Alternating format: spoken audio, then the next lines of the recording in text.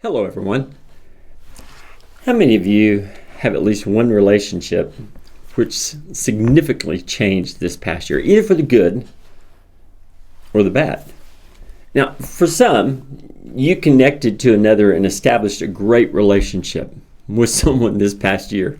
You were able to get close and enjoy being around each other. A new relationship. It was actually formed. And while on the other hand, others may have lost a significant friendship this past year.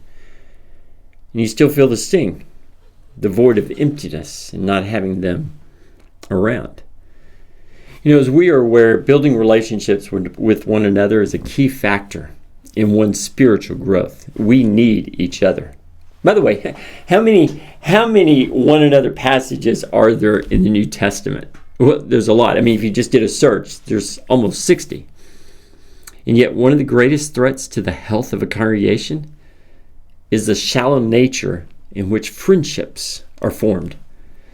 Barna Research did a study, and 69% of 1,000 pastors said friendships and fellowship of congregants was a concern for their churches. In other words, nearly 70% of churches in America are having a difficult time developing relationships that go deeper than friendships. Oh, hey, we're good at telling each other, we're fine, great, doing well. We leave the impression we have no struggles. We may be going through a very difficult time, but our personal fences, we don't cross over to the other side and let others know what is truly going on in our lives. Heaven forbid. And usually there's two types of people in this world. Those who hold their cards very close and those that just vomit their problems all over the place. Right? Most churches are friendly and welcoming. We know how to greet people. We know how to make people feel welcome. A good handshake, a smile, a kind word. Thank you for being here. But just as a caveat, not all churches are friendly. Right? There are even churches that struggle to do that.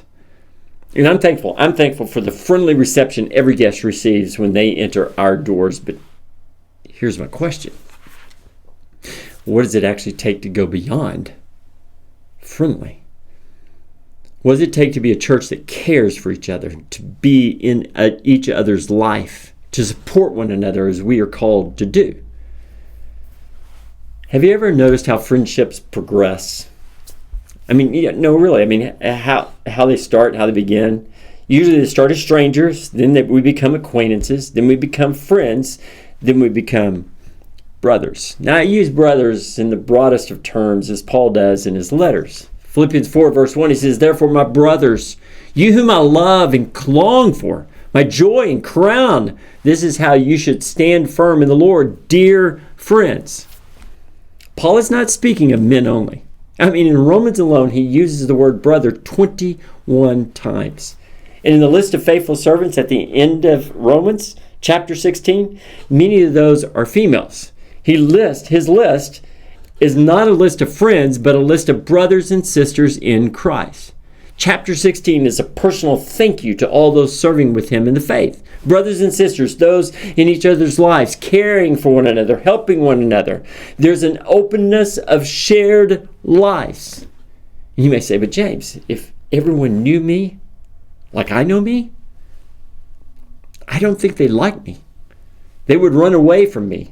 It's easier for me to keep my struggles to myself because if they knew me like I know me, I don't think they would like me. Okay, my question, how do we move from just being friendly to actually caring for one another? No, how do we move from being just friendly to actually caring? And here's what I've realized, that the word care has a very broad meaning. We take care of our pets, we take care of our gardens, our cars, our homes, we take care of our family, we care for our work. You get what I'm talking about, right? But do you remember Jesus' conversation with Peter on the beach after his resurrection? You can find the story in John chapter 21. Jesus is asking Peter if he loves him. And Peter's getting a little bit agitated because Jesus continues to ask the question over and over. What is Jesus' directive to Peter? And he mentions it 3 times in verse 15, 16, and 17 of that chapter. What is the instruction Jesus gives to Peter? Here it is, verse 16.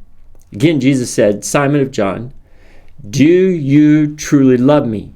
He answered, yes, Lord, you know that I love you. Jesus said, take care of my sheep. Take care of my sheep. In all 3 verses, he's using the language of a shepherd.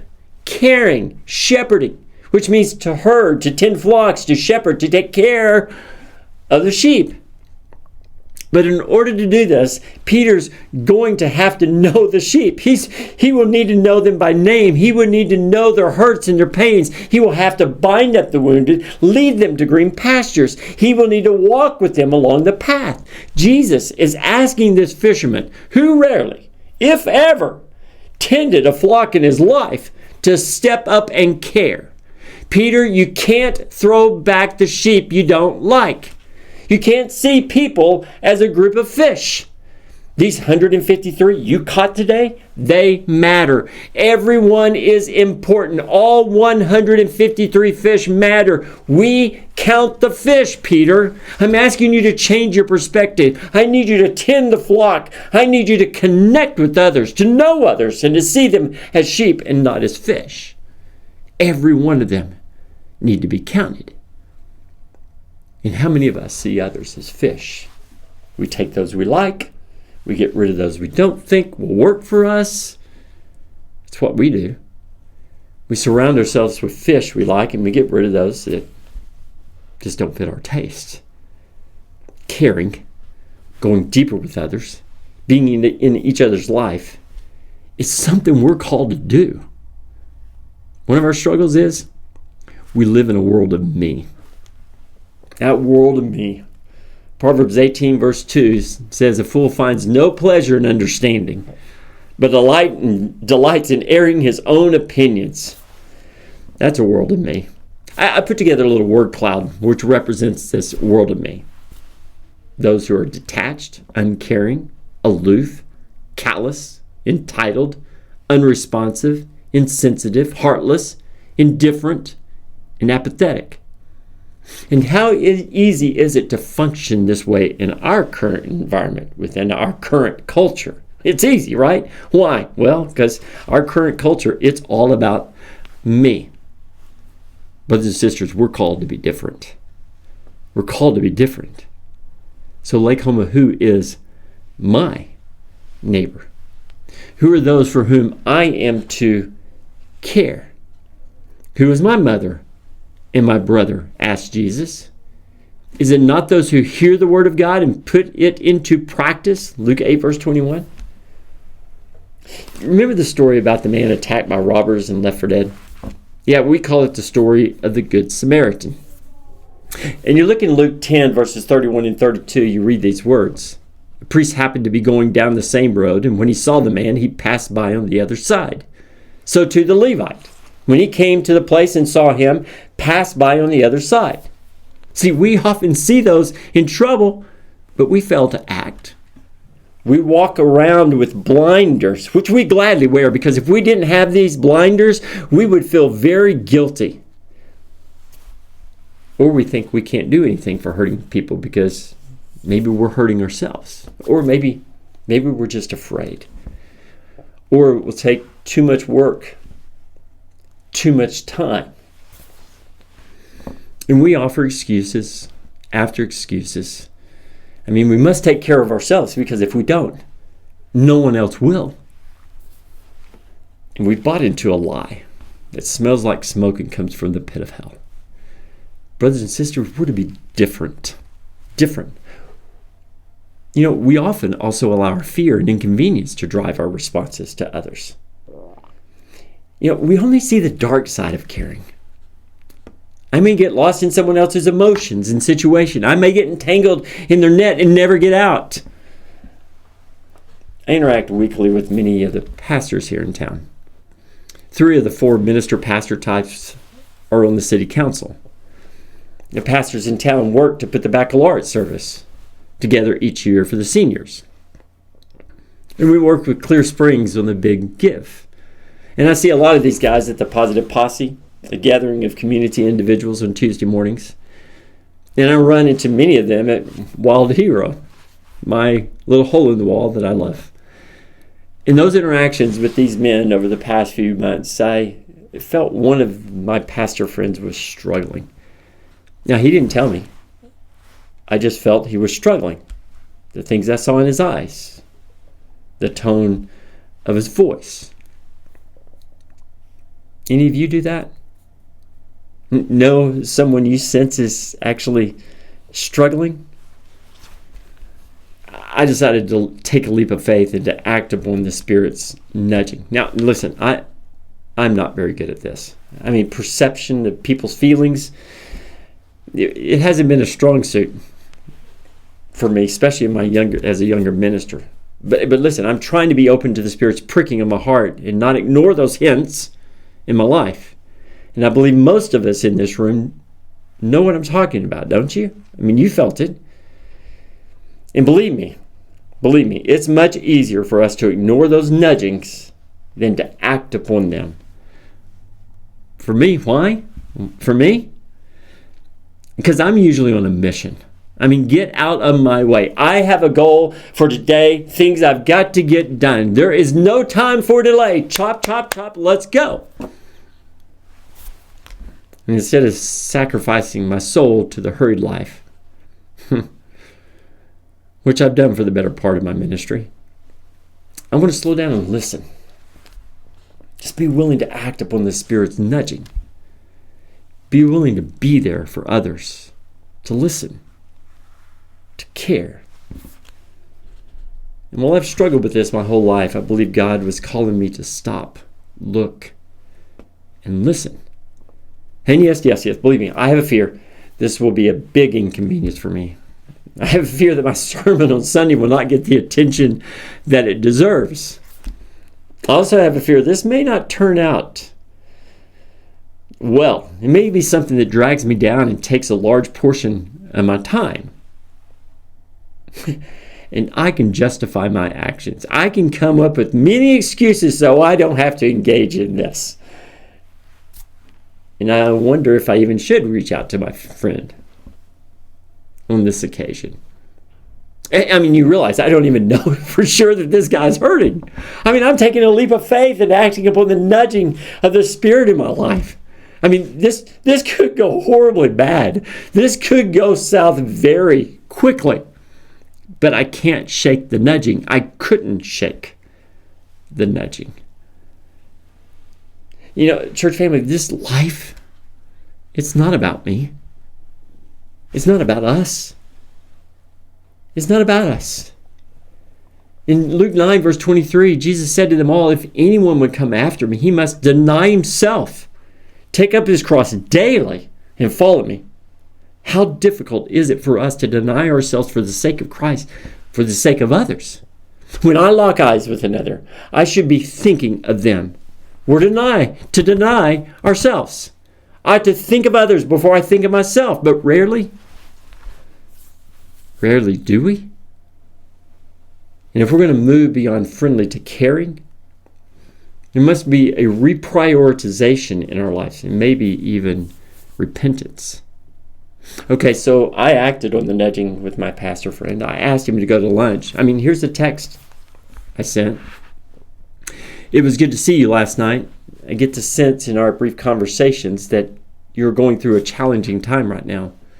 Was wondering if you were free for lunch. Well, he agreed to go to lunch. But I also asked another pastor friend to join me who knew this individual a lot longer than me. And here's a side note. This is just a side note. When caring for others, it's often wise to seek others to join you in the effort. Why? Because it leads to greater accountability, as well as greater support for all involved.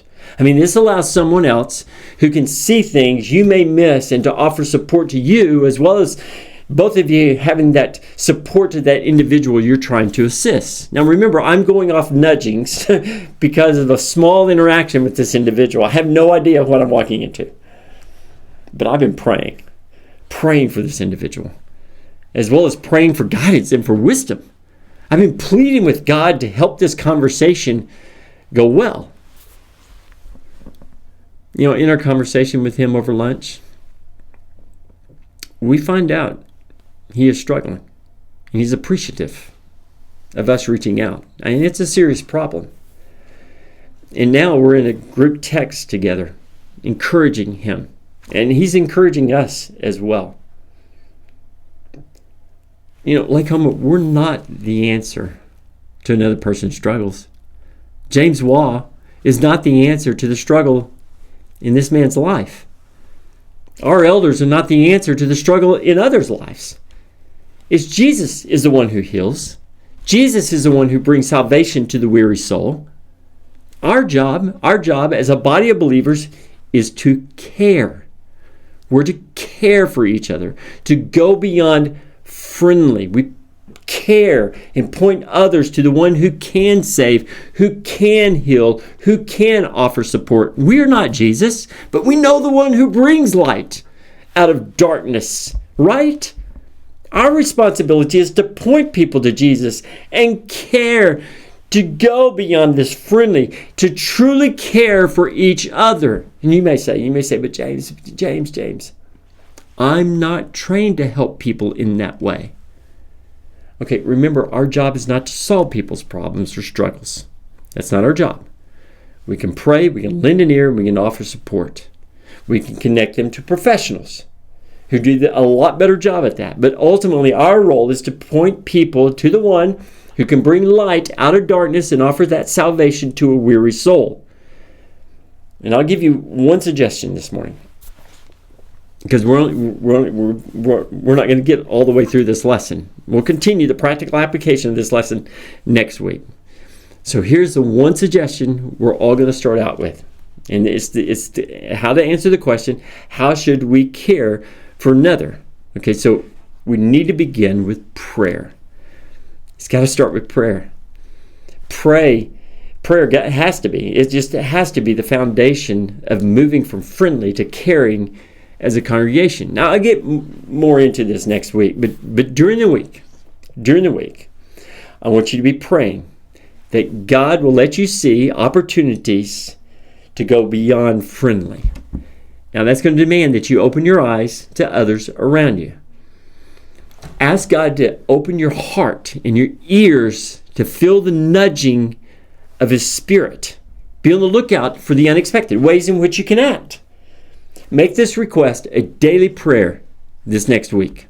This is all I want you to do. Just pray and ask Him to open your eyes to listen and to hear and to see things. And then write down the time you're nudged by God to actually act for that person. I don't want you to do anything. Don't do anything. I just want you to write down the times God is asking you to act, that you're hearing from Him. The lesson for this week is writing down those nudgings of the Spirit. I believe you can do this. I believe we can all do this. Okay, we'll talk more about this next week. So we're only halfway through. We're kind of at a point to where, what's next? So please come back next week, and I hope you'll join us. Thank you for being with us. We love you, Lakehoma. Blessings.